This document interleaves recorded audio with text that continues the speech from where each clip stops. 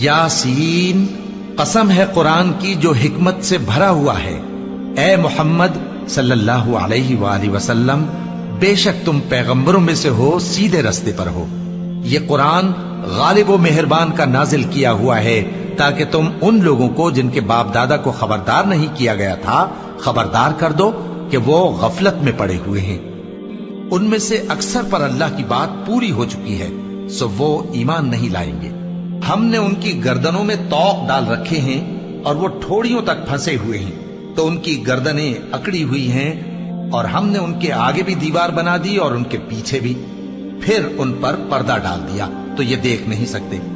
और तुम इनको खबरदार करो या न करो, इनके लिए बराबर है, ये ईमान नहीं लाएंगे। तुम तो सिर्फ उस शख्स को खबरदार कर सकते हो जो इस नसीहत यानी कुरान की पैरवी करे और रहमान से गायबाना डरे, सो उसको मगफिरत और बड़े सवाब की बिशारत सुना दो।